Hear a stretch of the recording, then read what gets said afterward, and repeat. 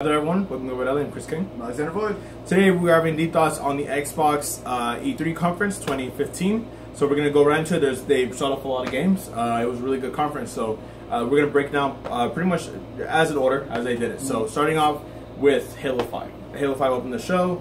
It was a campaign gameplay from the perspective of Agent Locke. I went back and I actually watched it again. I just realized that the other players that they were playing with were humans, in fact, and they were, so I guess the campaign is going to be drop-in, drop-out co-op. Looking back, I already noted that immediately, but it was kind of cool to see. It was like 4 people running around. Wasn't anything too amazing from the campaign itself, but right after the campaign, they went to multiplayer, announced Warzone, which I think is like 24 humans, yeah, and then there is some AI enemies, so that looks like the best mode.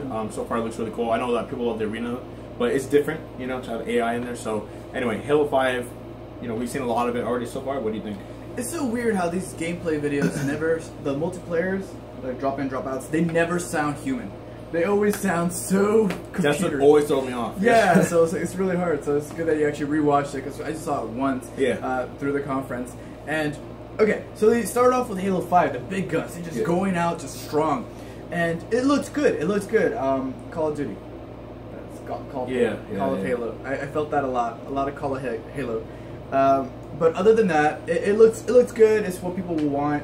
You know, 343 did a good job cleaning this up. It looks clean. That's clean. That's all I have to say about it. I'm not interested in it. Just that boom, dropping a bomb there, because I am not interested in this game. I stopped at 3. I did play some Reach, and Reach was okay. They added a lot of Reach stuff into this. I never played Halo 4. That's how much I just didn't care about 343 taking over this thing. Yeah, because I guess I was just a Bungie fanboy. And so when I saw this, it looks like what Halo 4 reminds me of. That was still 343, right? Yes. Yeah, I remember they made a special edition on Xbox. So anyways, it's just, I didn't care about this. It did feel like Call of Duty, like a lot of the movements and stuff. It's just Halo's losing its Halo-ness. And I don't care about it, and I'm not looking forward to this game. Yeah, my biggest problem was the campaign, because looking back at the older Halos, when you look at, you know, kind of gameplay of it and stuff, it looked more like a first-person Ratchet and Clank to me, in the sense that there was like enemy ships there. There was enemies, there was different creatures and stuff, and it was bright and it was colorful. This was like super dark. I could barely, you know, pick things apart and stuff. And there was like, you know, fire and rubble and stuff. And that's like Call of Duty. Every Call of Duty is the same thing. It's like people like every time like you're wanting to play, you end up like getting hurt and like you're stumbling and you're crawling around. People are talking. And it looks like a movie. That's not what I want from Halo. They look like, again, like you said, they're going really more Call of Duty-esque. And that's just not a place you want to go. How do you feel about like them being in the helmet? Because, you know, you can see the stuff. You know, it's a set piece from all these Halo games and stuff. That's fine. But the problem, again, I hate the fact that there's blacked out at the bottom in the corners. That's real estate that you can use. You know, either for more, you can expand the HUD there, or you can even just color it green or something. I don't know. But I hate that it's blacked out. It's really annoying to me. I don't really see why. In an artistic aspect, I really like it, but I think it just feels unutilized. Like you're actually not using yeah, exactly. This. Yeah. So, but I mean, artistically, props for that. But overall, for the game, yeah, I get it. But yeah, again, so like I said, I don't understand why it's black. Like if it was, like I said, if it was like the helmet, I think his helmet is kind of bluish, so it should be blue. A little blue. I would be fine with that. But the fact that it's blacked out really bothers me. It looks like it looked through a filter, but you know. Anyway, so that's that. That was Halo 5. Moving on, they started off with a new IP, which is ReCore, which is made by the team, you know, Fune's team from Metroid Prime. So it was just a cinematic trailer. We didn't really get too much from it. Spring 2016, but we kind of got a hint as to what the main gameplay mechanic would be, which is, I guess, recoring. I'm assuming that's what it's gonna be called, where you take the core of a machine. Those are going to be only machines, and you put it into another one. Yeah, what do you think? I think it starts off with simple, like, hey, look, blue is good, red is bad. Right.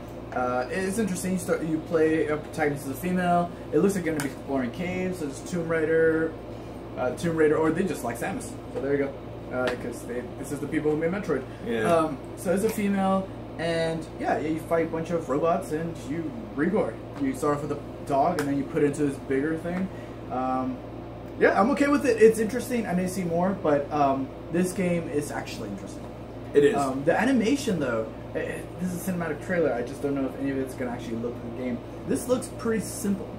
It looks very simple. I don't know, but throughout the whole conference, I've been seeing a lot of simplicity. I haven't seen like somebody actually push to be realistic. We'll talk about that later on. But here, it's just, it looks, in a sense, indie game-ish. It's kind of like an indie game like aesthetic to it. Even though we do know this is a huge title. Yeah. So. Yeah, it's weird. I don't think we'll really understand, you know, what the exact tone is from it until we see gameplay. Yeah. You know, I think it's basically something like that. So, moving on. The biggest bomb of probably all of E3, really, just to me, it was my favorite announcement. Phil Spencer came out and announced that he's been working on this, you know, update that people have been clamoring for a very long time. Xbox 360 backwards compatibility will be available this holiday. So, I mean, for one, I mean, it's one thing to say this holiday. If he would have said in 3 years, I think people still would have freaked out, you know. But it's this holiday is coming out. 360 backwards compatibility. I mean, we've heard this whole time that it wasn't possible, that it wasn't going to happen and stuff, which was, I didn't even know, I didn't think it was possible, because I know from the hardware it's not possible. This actually was I did some research, I found out exactly what it is, and we'll get to that right now. It's a software kind of thing, but very interesting. I did not see this coming.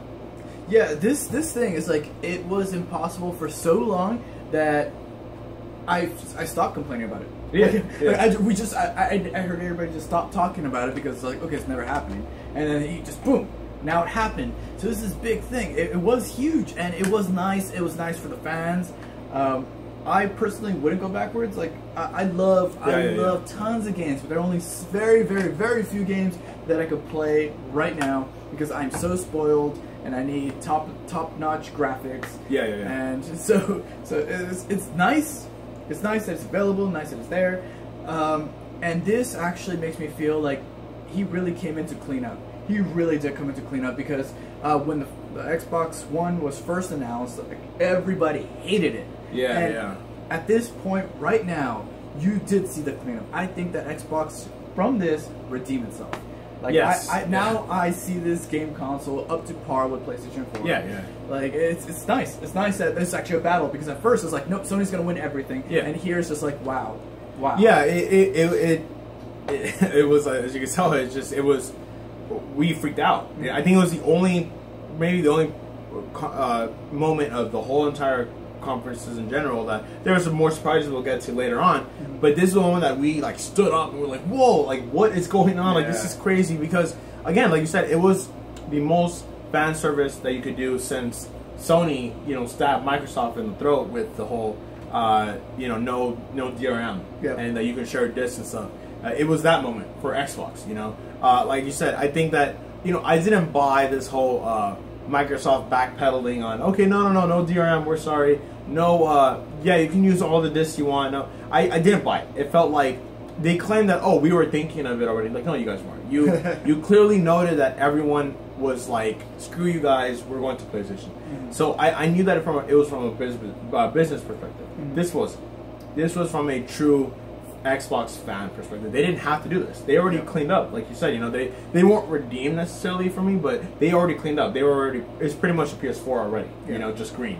So, but this was, it kind of got it. I don't know. It had that 2013 moment where, you know, Sony did their thing, and I see everyone who was waiting to upgrade is now gonna upgrade. Yeah. Now, I mean, I already called it that 2015 would be the year of Xbox, but I did not expect something like this. I called it because of the games, and I still think they have the better games this year for sure. I think Xbox will take it, but on a hardware level now the Xbox is so appealing, because now you can tell your parents, no, all these games that you know, the Xbox collection that people have now, you can take that with you. Yep. And so anyway, I looked into it. Apparently, it is an emulator. So they just kind of program an Xbox 360 emulator on the Xbox One. You can just pop in your disc and it will download the game for you, and then you can play. Okay. So it's brilliant from a technical perspective. It is absolutely genius. You're gonna be back in Gears of War 3 soon. Yeah, exactly. I think it's funny. Everyone's gonna go back to that game. I've been hearing stuff of people complaining like, is Sony gonna do it? Blah blah blah. According to an interview with Shuhei Yoshida. He said that it's not in the cards. They're actually impressed with Xbox for being able to pull something like that off, because it took a lot of ingenuity and thinking outside the box to do it. They said that it's pretty much also impossible on the PS4 because they just didn't think about that building this console, which I think is a good thing. I think that implementing backwards compatibility from a hardware perspective actually holds it back. Yeah. Unfortunately, everyone got really pissed when Xbox said this, but if you want to play 360, buy another console. Yeah. I wouldn't. People, I was pissed. I wouldn't say that, but I would say because I'm going to do this personally because I learned my lesson with Sony and the PS4. Keep your Xbox One. Okay, when they announce the Xbox 2 or the 720, whatever it's going to be called, keep it. Keep it for the next 2 years because there were so many games I missed out at the end of the PS3 era that they're all becoming remasters now. But I still want to play that Tales Symphony HD collection. So just hold on to your Xbox One. I know it's tempting to sell it and upgrade because that's what I did. I know money's tight and stuff, but in the long run, I mean that's just kind of what you have to do now. Because backwards compatibility, I think is the last console that will have backwards compatibility. I don't see any consoles going forward that's going to have it, so we'll see. But from PS4, they have PS Now. I don't think that they should mess with that. I think that is the future of PlayStation. When all these consoles die, I think we still will have PlayStation Now. So I think Xbox will do something like that in the future, but I don't think that we're going to get backwards compatibility. So we'll see. The next thing they drop, another big hardware bomb, Xbox One Elite controller. Yep. This whole conference was, to me, it was let's reconnect with the PC market. Let's bring PC and Xbox like this. It's the same thing, basically. Like those hardcore PC gamers that are, because MLG guys, they don't play on Xbox, they play on PC.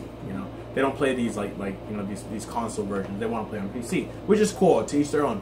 But they use customized controllers from Scuf and from Madcast and stuff like that. Xbox just pretty much put both of those companies out of business when they dropped the Xbox One Elite controller. Really cool. I looked into it. It is about like $150 to pre-order, but it comes with all components already. Yeah. I was interested in I was like, you have to buy each component separately, but apparently it's just like a little package, and it's like a bundle. Like literally what Scuf does, they give you a little case, so they pretty much just took them out of business. It's the same exact thing, and it's $150. So yeah, what'd you think about it? I think that's a really cool idea. I just wonder how many competitive gaming competitions will actually say no to these. So other than that, I think it's a really good idea because there's some games that I'd rather play like this and that, and I'd rather use down here than up here or so on and so forth. And then even then, it's just aesthetically. I do like customizing my own stuff. I'm a painter, so I like to paint on stuff just to make it my own. So this is actually really cool. Most of it's just component stuff, but nonetheless, I did see one of the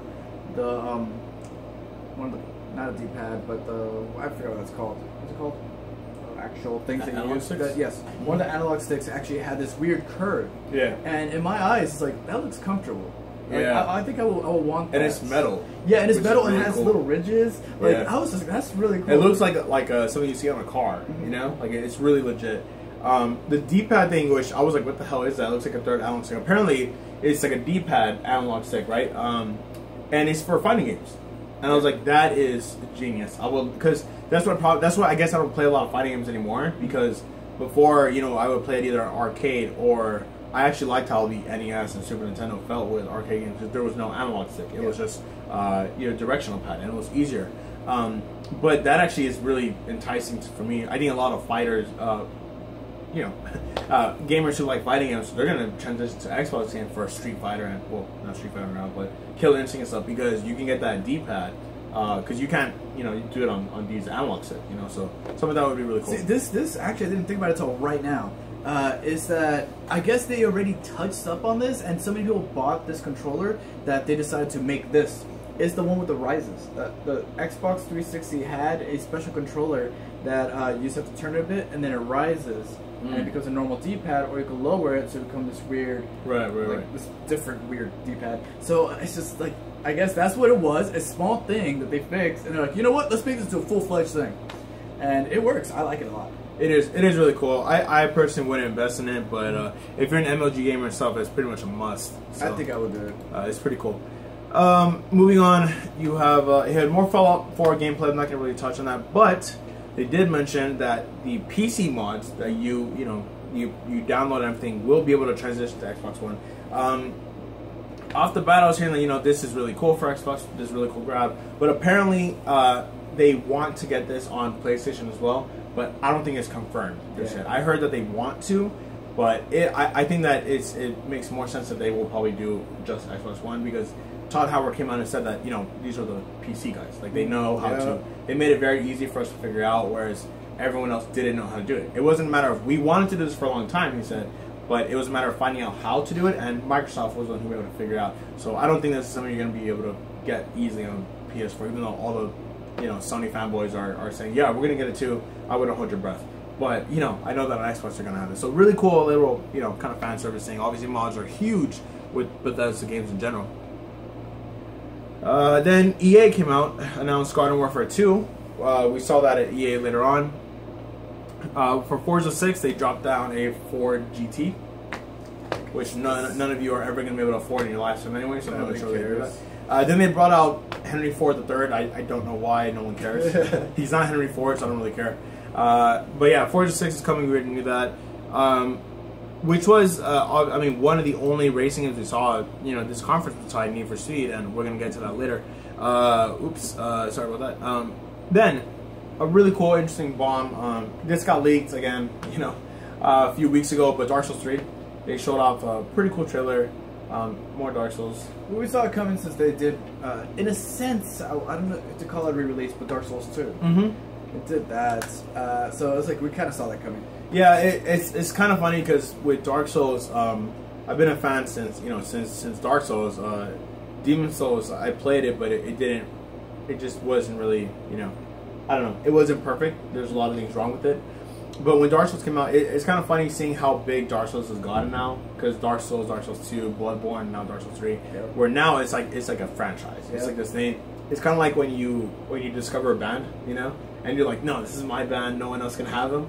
Or have them, and then they get all big because of one song. So that's kind of what happened to Dark Souls.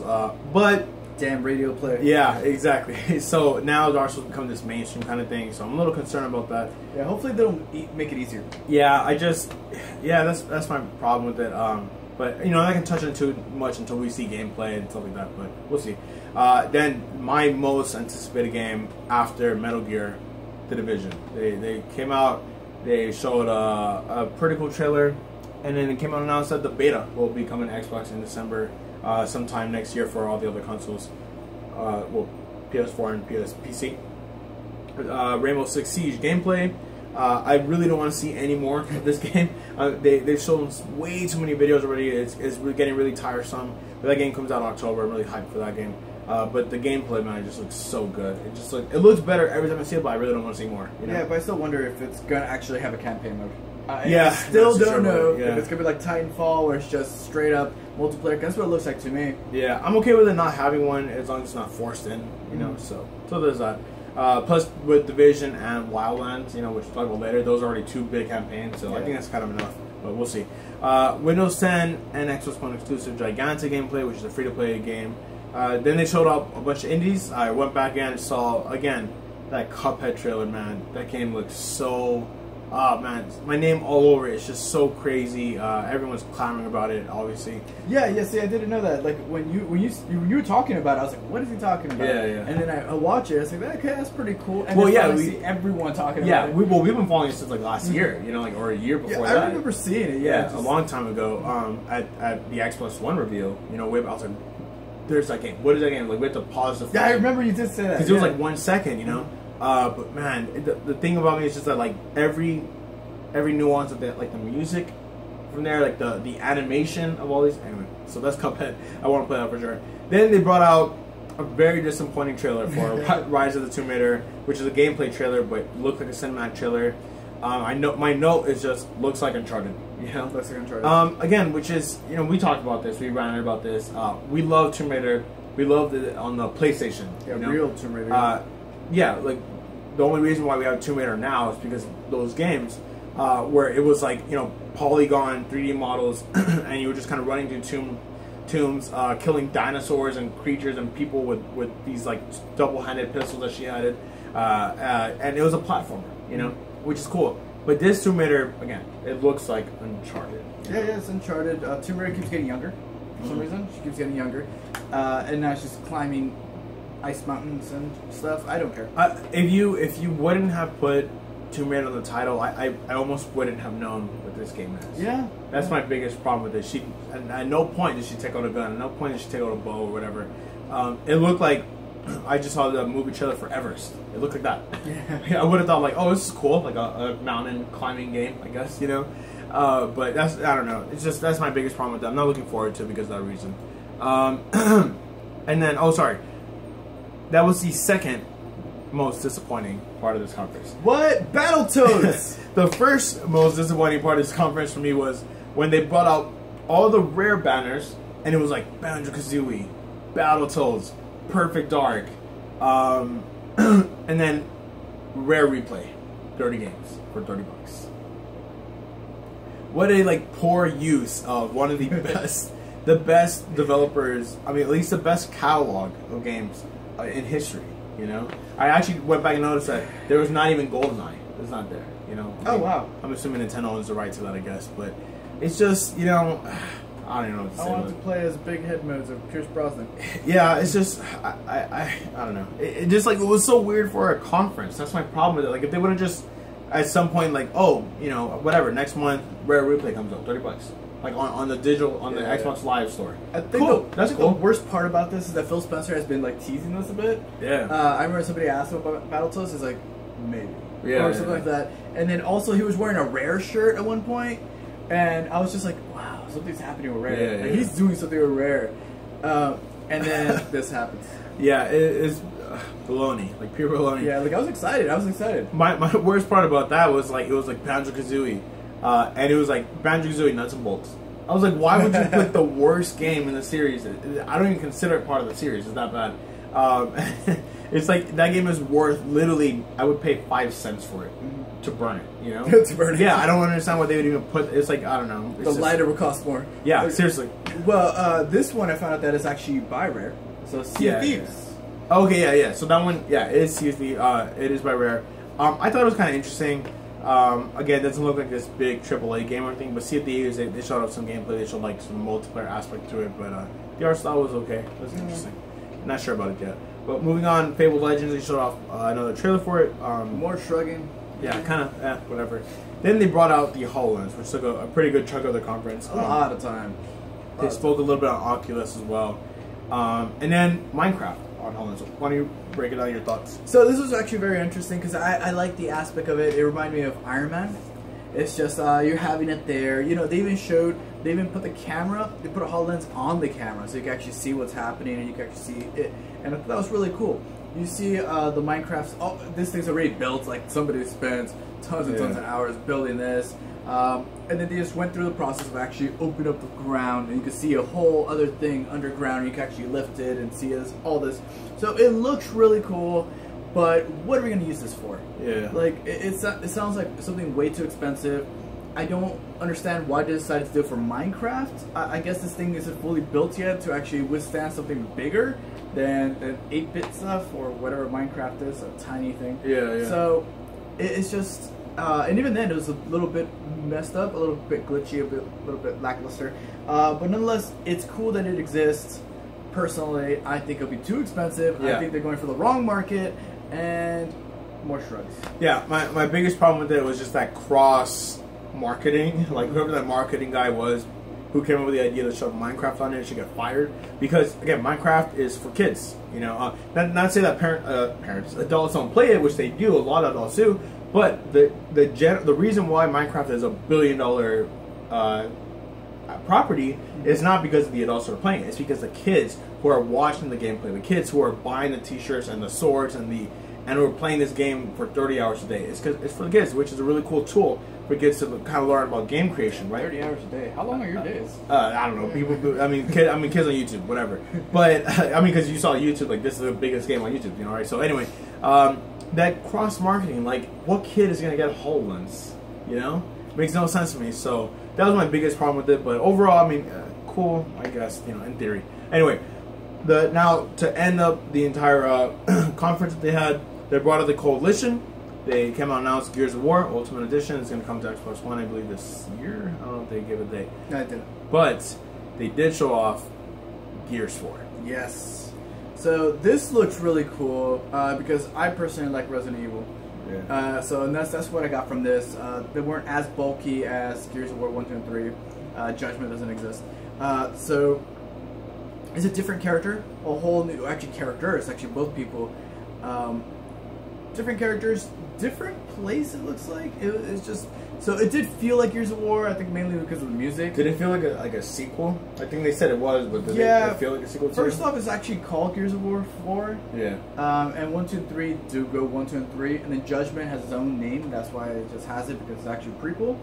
Everybody believed this Pendulum Wars that was going to come out, which is even a prequel before that. So this Gears of War 4 obviously means that it's going to be afterwards. There is this one time, I think it started in 2, if I remember, or just just 3. But there's a thing called lambent, and a lambent is kind of like a sickness that is all yellow, hence why the yellowness all over the place.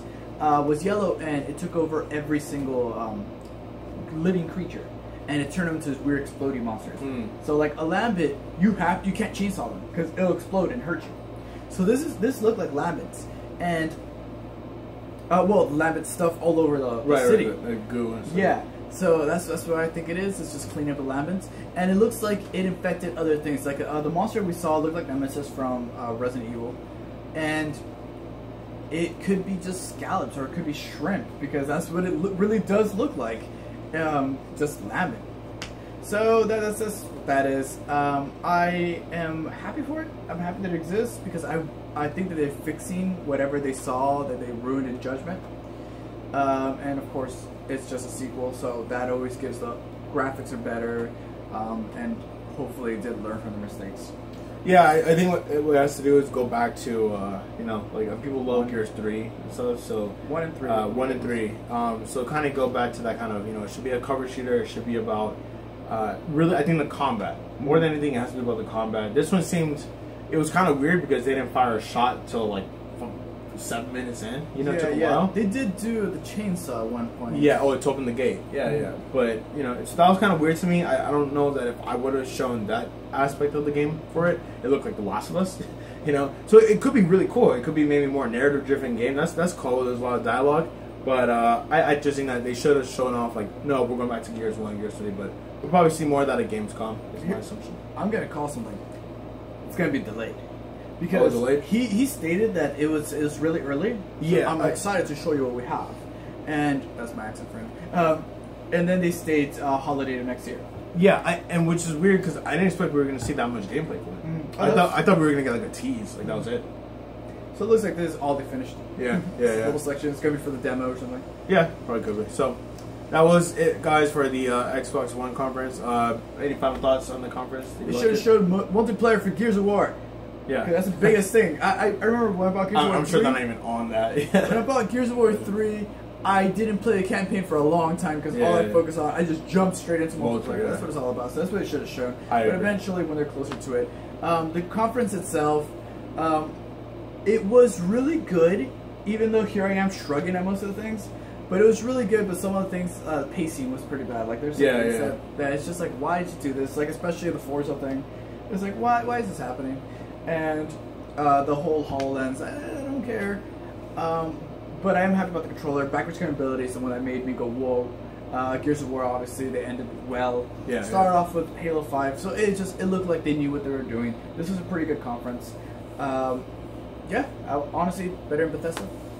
Yeah, I'd have to agree with that, yeah. Really good conference. I think it's very hard, I think, right now to say no to an Xbox One, so probably going to be picking up one this year, so... we'll keep you guys tuned with that, with all the stuff Xbox, E3, and definitely more for next year and everything like that. Make sure you stay here locked. Goodbye, Dudley.